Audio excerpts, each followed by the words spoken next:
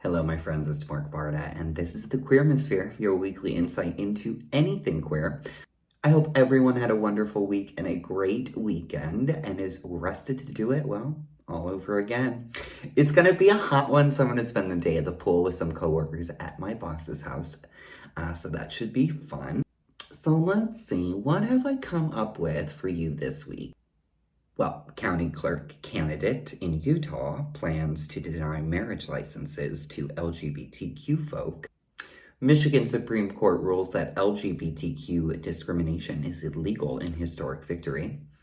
And Susan Collins says climate bill could spell doom for marriage equality bill. Grab some coffee and come right back because we're just getting started.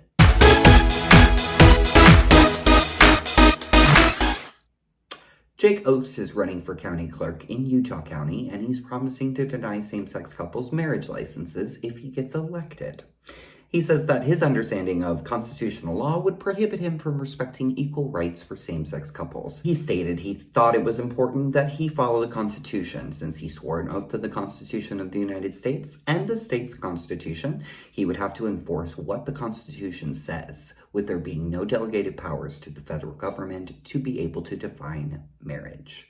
When asked about the 14th Amendment, which says that states can't deny any person liberty without due process, Oakes says that it's a stretch to say that that applies to marriage rights. Oakes says he doesn't care about the possibility of an expensive lawsuit. What comes afterward is a natural consequence, whatever may come.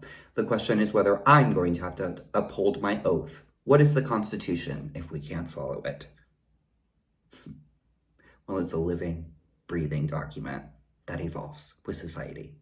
That's what the Constitution is. There you go. Well, Oates is part of the Independent American Party, whatever that is. Well, it's a right-wing third party in Mountain States, founded in 1967, run on a platform of racial segregation. Sounds like you have tons of support. Good luck.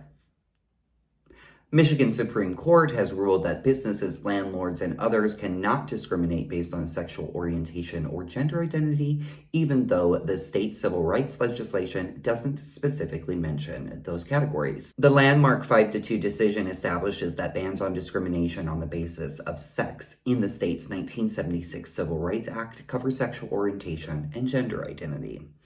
In the majority opinion stating, regardless of whether we define sex expansively or narrowly, the result of the textual analysis is the same discrimination on the basis of sexual orientation, necessarily involving discrimination because of sex, which violates state law. The case before the state Supreme Court involved 2 Michigan businesses that refused to serve LGBTQ people. Well, it seems like Michigan is a great state to live now that this ruling establishes that it's illegal to discriminate against lesbian, gay, bisexual, queer individuals, and transgendered people. So if you're looking for a state to escape, like Texas or Florida, and you can bear those brutal winters, maybe head up north, check out Michigan. Senator Susan Collins said that a climate bill that the Democrats want to pass in the Senate could spell doom for the Respective Marriage Act to codify federal recognition of same-sex and interracial marriages. She said, I think the timing just could not have been worse, and it just came totally out of the blue. While proponents of the Respect for Marriage Act say it's necessary after the Supreme Court overruled Roe v. Wade, ending federal right to abortion, Roe was built on some of the same legal principles as the decision that legalized same-sex marriage in all 50 states. Despite hurt feelings over the climate bill, Collins says that she supports the Respect for Marriage Act, and she doesn't know if it's going to pass before the Senate goes into recess in August. 10 Republicans will be needed to vote to end the debate so the Senate can vote on the actual bill itself. It's a long shot, folks, but it's definitely the right step in the direction for this great nation. So let's codify this now. Well, everyone, I'm out of here. I hope you enjoy the rest of your weekend and have a productive week ahead of you. Do me a favor, if you like what you see, go ahead and follow and subscribe so you get my weekly videos in your feed. As always, check out lgbtqnation.com. If you see an article that you think I should mention in one of my videos, just let me know in a comment or DM. And don't forget to always start out nice. But if that don't work, burn the bitch good, just like Twitter did to Josh Hawley this week. So yeah, we're all rooting for his new book called Manhood or I Love My Penis or whatever. All right, love you folks. Bye.